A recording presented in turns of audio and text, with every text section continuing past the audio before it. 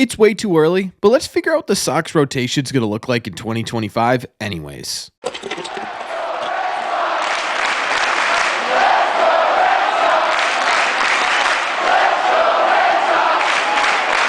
What is going on, everybody? Welcome back to Red Sea Radio. My name is Corbin. I thought it'd be kind of a fun idea before the offseason officially begins to go through each part of this team, do a bit of a deep dive analysis, and try and predict what their roster is going to look like in 2025 so we can look back on it at the start of the 2025 season. And today we're going to start with the rotation. We're going to look at additions, subtractions, and what the rotation could look like. But before we get into that, just a heads up, we're going to be live tonight right here on this channel going over all the latest Red Sox news and rumors. It's going to be a ton of fun. Again, that is going to be tonight, 7 p.m. Eastern time on this channel. Thank you all very much for clicking on this one.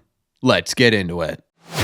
Okay, to get to where the Red Sox are going in 2025, I think we got to start with where they're at right now. Taking a look at their current rotation, according to Fangraphs, you've got Houck, Bello, Crawford, Fitz, and Criswell. And I think in most people's opinions, there is some room for improvement there. But I also think that is not the full picture because you do have two players that could be additions to this Red Sox rotation at some point in Lucas Giolito and Garrett Whitlock, who Fangraphs currently has on the 60-day IL. Obviously, at some point this offseason, most likely going in towards opening day, those guys are clearly going to be moved off of the 60-day IL and onto the 26-man roster. So right away, you have 7 potential options for the Red Sox rotation, and that doesn't even include Quinn Priester, who also made his Red Sox debut in the last game of the season, pitched a really solid game. So right now, without any additions, without any subtractions, the Red Sox have 8 starters in this rotation. Now, I think we can knock off 2 players right off the bat, the first one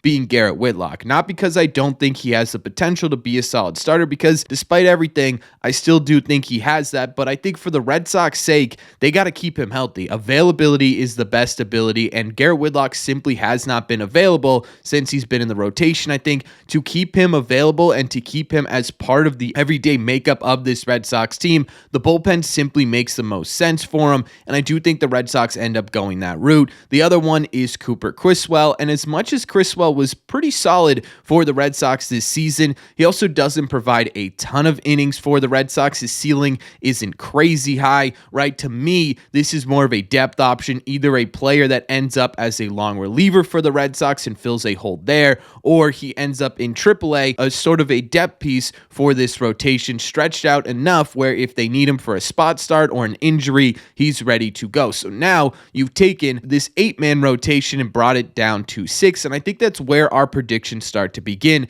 because now things get a little bit complicated. Even with the addition of Lucas Giolito essentially replacing Nick Pivetta, the Red Sox floor remains about the same. Actually, I think it gets a little bit higher with who Lucas Giolito could be, but I don't know how much this affects the ceiling. I think that's what the Red Sox should be focusing on with this rotation coming out of 2025. So my first prediction here is going to be a bit of a bold one, and that is that someone from this rotation does end up getting traded going into the 2025 season. Now, that sounds a little bit ridiculous because the Red Sox number one priority should be pitching, but I think in order to bring in those sort of this is going to raise the ceiling of your rotation type players, you're going to have to make some sacrifices. You're going to have to move some pieces around, and the player that I think the Red Sox end up trading here is Kutter Crawford. Not because I don't like Kutter. I actually think he had a really solid season despite the home run issue, and I think he could be a really solid mid-rotation starter for the Red Sox at some point,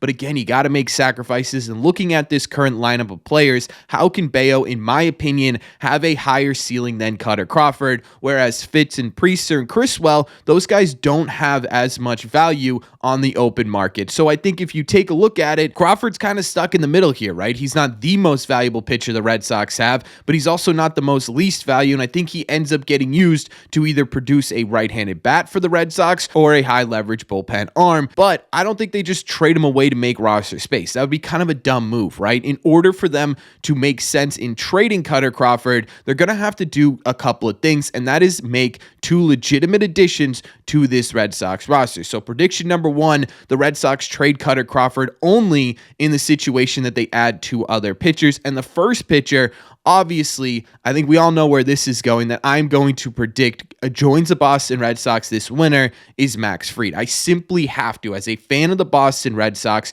nobody on this open market, aside from like Juan Soto, because Juan Soto makes sense for every team, makes more sense for the Boston Red Sox than Max Fried. Taking a look at just simply what Max Fried would bring to the Boston Red Sox, you're talking about a dominant left-handed pitcher with a career 307 ERA, a career 329 FIP, and a career 140 ERA plus, a true frontline top of the rotation guy. He's still relatively young, going into his age 31 season. He's a World Series champion with playoff experience. Yes, there are some health concerns, but every single pitcher either available on the trade market or available on the open market in terms of free agency is going to have some sort of injury history, and Max Fried has been more healthy than he hasn't throughout his career as well. All of that feels like the absolute perfect package for the Boston Red Sox. It's kind of like you go through the check marks as to what the Red Sox need in this rotation, and Max Fried fits every single one of those. If you are a Red Sox fan and you don't want Max Fried,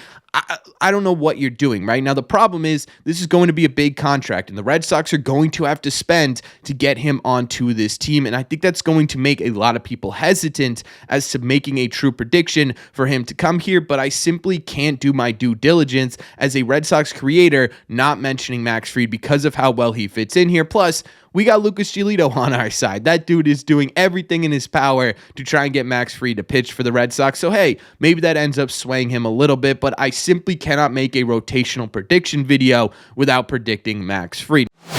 Now, the second addition to this Red Sox rotation is going to be a really tricky one to figure out because, in my opinion, it's not going to come, or I guess it could come, but more likelihood, it's not going to come from the free agent market. It's going to come via trade. And I think for the Red Sox, this is going to be an interesting avenue because I don't think they go for legitimate, proven superstar type talent. Like, I don't want to put my money on the Red Sox going out and getting a Luis Castillo. What I would want to put my money on is the Red Sox going out and maybe getting a less proven starter, but one with a pretty high ceiling still and a lot of control. And once you put those kind of checklist items out on the table, there are about 1,000 different ways the Red Sox could go in that direction, right? They could make a big trade for probably the highest caliber arm that fits those requirements, like a Garrett Crochet, which I think could be a realistic route depending on how the Red Sox approach free agency. They could go after a less proven arm, but still a dominant righty in Brian Wu or Bryce Miller from the Seattle Mariners. They could go after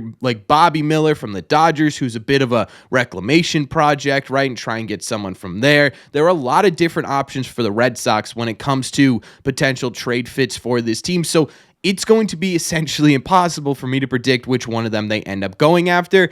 I am going to put my money, though, on a guy by the name of Andrew Abbott. Now, this doesn't sound like the most conventional big-name guy that the Red Sox could go after, but he's been a really solid starter, a left-handed starter for the Cincinnati Reds since making his debut in 2023. Because during that time, he has a 3.78 ERA in 46 starts. He's also only 26 years old, or I guess going into his age 26 season next year, and he's under control until 2030, giving the Red Sox 5 full seasons of some Andrew Abbott action. Now, there are obviously some concerns, especially with such a young pitcher. His fastball / sinker, whatever you want to call it, is getting hit pretty hard, but man, his off-speed stuff looks really, really solid. And with Andrew Bailey at the helm, a guy who lives and breathes off of off-speed stuff, especially getting it into the zone, he could be a really solid lefty addition for the Boston Red Sox, which is why I think he could be exactly who the Red Sox end up targeting this offseason, mostly because you get your big name starter, and then this guy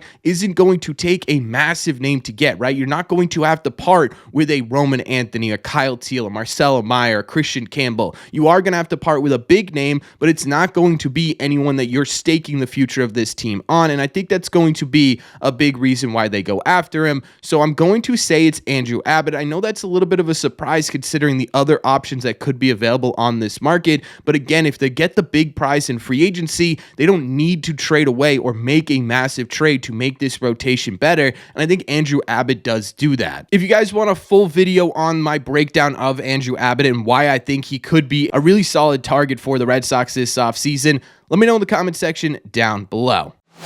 So if you take a look at my overall reasoning for all these moves, I do think there is at least some sense going on here, right? I'm not absolutely crazy, right? I think bringing in Fried and Abbott not only gives you two high impact type pitchers, it also gives you two potential high impact lefties. One of them proven left-handed pitcher, the other one a potential high impact left-handed pitcher. What this does is a couple of different things. The first is it gives the Red Sox kind of a completely different look than they've had over the last couple of years. Yes, at one point they had Sale and Paxton in their rotation, but at the same point too, it always felt like they were ships in the night. They were either both healthy and performing for like a month, and then they got injured and they sort of came back at different times. This would give the Red Sox two legitimate left-handed options that they haven't really had in a little bit. I also think what this does is create depth in the rotation for this Red Sox team. You can now move Priester, Fitz, Criswell into either rotational depth positions in AAA, or you could put them in the bullpen. Both of those things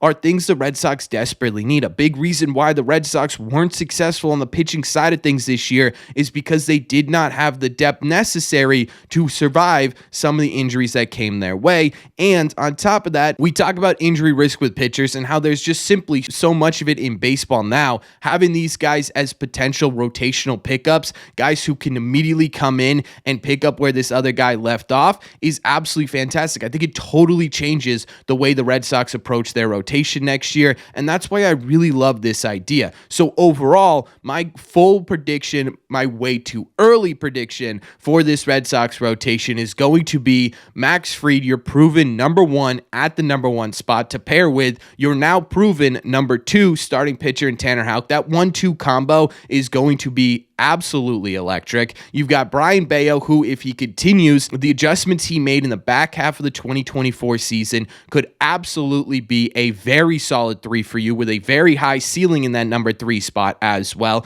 Number 4, you got Lucas Giolito, and number 5, you got new addition Andrew Abbott, who again gives you a different look from the left-hand side, who again has that fantastic breaking stuff. I think what you're looking at here is a rotation that has brought its ceiling up to be one of the top rotations in the sport. Now, I think what's interesting about the rotation specifically in the conversation of this video is that a lot of Red Sox fans think the Red Sox need to like fully break down their rotation to make it even competitive. That's not entirely the case. The Red Sox rotation was competitive this season. Again, it was by WHIP, by ERA, a top 10 rotation in baseball. What this is about taking it to the next level to make it a legitimate postseason competitor. And I think this accomplishes that, and it accomplishes that not only for this season, but for the next few seasons as well. And if Andrew Abbott doesn't end up working out, well, you've got guys like Fitz and Priester who are able to take the reins in the back half of that roster. And to me, that's why I really love this idea. But again, that's just my idea. So there are a couple things I want you to let me know in the comment section down below. The first is, what do you think of my predictions? Do you like them? Do you not like them? What would you do differently in your way too early rotational predictions? 2, which part of this team do you want me to focus on next? Is it going to be the lineup or is it going to be the bullpen? Let me know all your thoughts on these prediction videos in the comment section down below. As always, if you made it to the end of this video, do me a favor. Make sure you guys have hit that subscribe button if you haven't already. If you're new here, we talk Red Sox content almost every single day. Also, make sure you guys have hit the like button on this video as well. It just simply helps out a ton, and it's the best way to let me know you're to join the content. Don't forget, if you want to listen instead of watch these episodes, all you got to do is head over to your favorite podcasting app and look up Red Seat Radio. Thank you all very much for clicking on this one. I will see you tonight, 7 p.m. Eastern Time, for our live stream, and of course, in the Red Seats.